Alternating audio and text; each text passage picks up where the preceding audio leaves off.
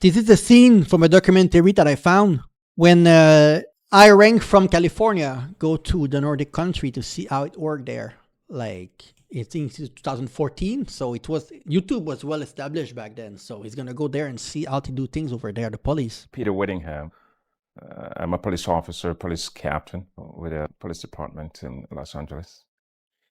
I have been in this business of law enforcement since 1974. You just never know when somebody is out there trying to not only prevent you from serving, but prevent you from going home to your family.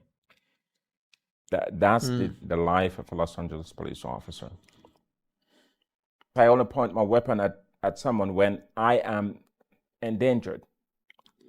It's very easy to say that, it's us against them when you think that you're fighting for your life. Well, it's because the cops in the US have such a bad reputation, honestly, and it's deserved. And the same in Canada. A lot of people think about like Canada and think that like it's so much better there, but you need to remember we are neighbor to the US. So I had a lot of bad interaction with the cops growing up, like in the early 2000s when I was a young adult. The cops in North America are as bad. The cops in Canada are almost as bad as in US. They are very confrontational, and it's often people that like come from a rough past, like they were making fun of in school, so now they want to get their revenge, so they became a cops. And it doesn't take a lot of years of education to become a cop, like it's a few years. So it's not thorough as in Europe. So pretty much anyone who wants to become a cop and exert some kind of authority to get their revenge, they can. So it creates people that are very right-leaning, very like not necessarily like healthy in their head, that go there and they don't have training to deal with people in crisis, especially, which should not be their job. What I mean is that there's not enough social worker in North America that go in the field and help the cops. We put them here. Really? Yes, and You call them a customer? we call them a customer. Yes, we are. That's what we do. Okay, we call them suspect. Tasers. Taser. Okay, that's similar to what we have. But they have what? Spray. Okay, that's OC spray and ASP. yes, we do carry that as well. Mm, And how many handcuffs do you carry? Two. Two handcuffs. Yeah. Okay, Mm, that's similar to mm, our. mm. And this is your standard uniform. Yes, standard uniform, and under uniform we all have naturally the bulletproof vest. Yes. But how often do you have a shooting? In Finland, if we think about the whole country in Finland, so should I say less than 5 times each year in whole Finland? Have you ever had a shooting here in Vaasa? No. Or we have had, but in the US, there's almost one mass shooting per day. I think the stats is that there's between 300 and 600 per year in the US mass shooting, which is considered when there's more than 3 or 4 people that die. And I think there's like, how many school shooting per year? I think it's 1 per month or 1 per 2 months. Like if I include the supermarket and like churches, not just school, but like churches. So this guy is laughing because it's like, how is that possible? It's because the US has and even Canada, a big gun culture where it's very easy to purchase a gun. There's almost more gun than there's people, And you saw recently in Australia, there was one, right? Near the beach where the Jews were celebrating. And what they failed to tell, because a lot of Americans will see that and see, gun control doesn't work. What a lot of Americans doesn't know is that it was basically the first big event like this since 1995 in Australia. And in 1995, they changed the law in Australia to make it more difficult to have a firearm. And it took 30 years for them to have an event that is similar. So, I mean, some people are going to slip through the crack. But one big event like this in the last 30 years in Australia, it's a kind of a success. And now, right after this one happened in Australia, they are changing the law again to make it even more robust. Maybe for 10, 20 years ago. Really? We've been here now for maybe approximately 30 minutes. And the interesting thing is that I haven't seen one police officer. I haven't heard one siren on a Friday night in downtown. That's remarkable. That the people walking around were not looking over their shoulders in fear of somebody trying to rob them. He's from California.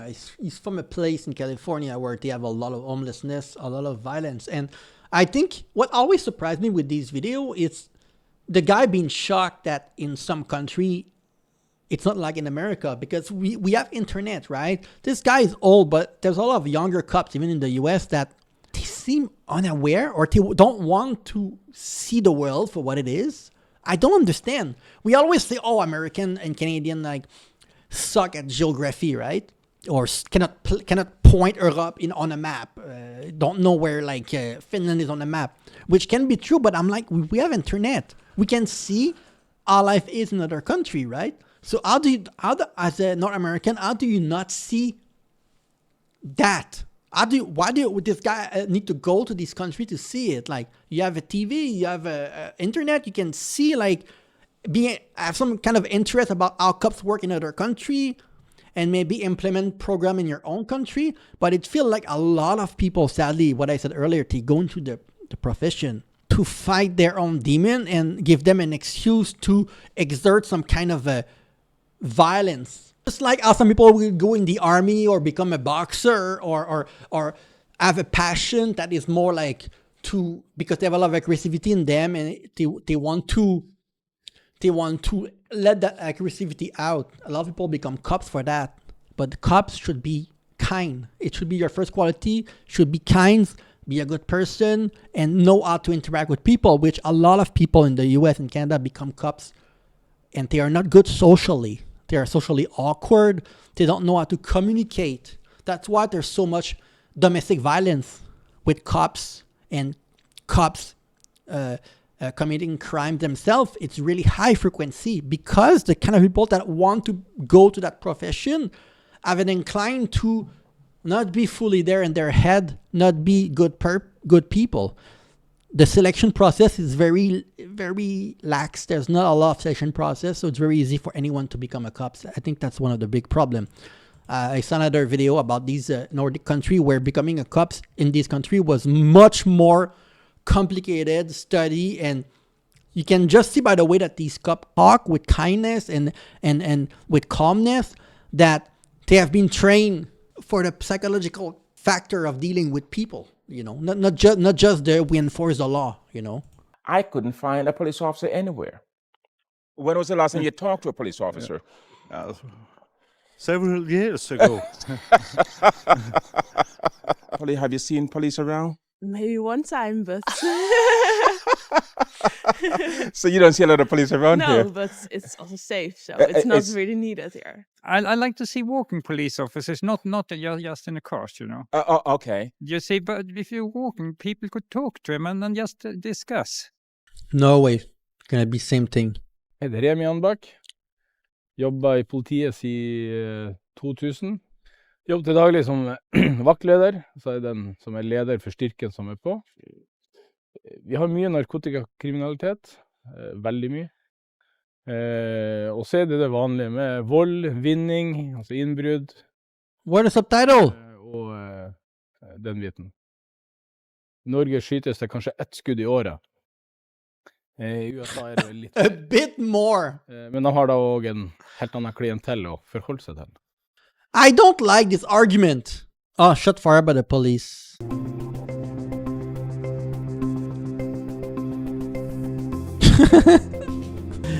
The LAPD, 180 plus. It's way more than this. Equipment do you carry on your belt? I don't like this argument that the clientele is different because it gives people a pass to say, oh, it's the immigrant fault, or it's because it's black people, or it's because the people are from all different ethnicity in Los Angeles or in the rest of America. What Nordic countries do better is to provide healthcare, to provide education, to provide safety net for people, not a lot of homeless. People are not hungry. They don't need to become robbers. People get a lot more. You pay a lot of tax but you get a lot more for your dollar. I think there's a ratio. I don't remember the exact ratio, but it's 80 cents per dollar that you get back from paying your taxes in the Nordic country. And in the US, it's like 30 cents or 40 cents. So you don't get a lot back for the money that you pay back. So the money don't go to the right thing in America. There's way too much budget that go to the military and not enough that go to like the road, the homelessness, education. So the money go to the wrong place, and it creates a situation where people feel like they are hopeless. And when people are desperate, they will do desperate act. I mean, Handcuffs, the pepper spray, Okay. the baton, the radio, Mm-hmm. and What caliber weapon do you carry? not on the body. Not on the... We don't carry guns. No. No, Really? we don't. We have it in a locker in the car. In a locker? Yeah. The officer said that the last time somebody fired a gun here was 5 years ago. You know, the last time we fired a gun, I said, no, it was last Friday. it's because one thing that you need to know about North America, and again, everything that is true in the US is true in Canada. It's just that there's less violence in Canada. But the training of the cops, when you're in interaction with someone, when you have to use your firearm, your goal is to kill the person. So it's not to hit the shoulder or to hit the legs. It's the shoot to kill mentality.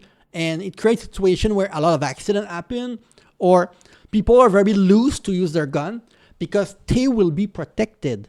It's really rare in North America that a cops will lose his job or be incarcerated for criminal misconduct or doing the wrong thing in his job, shooting someone in the back. We've seen recently a situation where someone was escaping a gang, running. So he was running from his life from a gang, encounter a cop, and the cop thought that the guy was a bad guy, shoot him in the back. It's a recent story, and it's crazy. And again, it's that mentality that the cops learn in school in America, that we are not here to make friends. We are not there to be able to talk and de-escalate the situation. We are there to enforce the law like tough guy. So every time that they encounter someone, in their head, it's like the person in front of me, it's not a human first. It's more like someone committing a crime, and I have my right to enforce the law and to shoot that person if I feel like there's an imminent danger. So it's very, very loose, you know?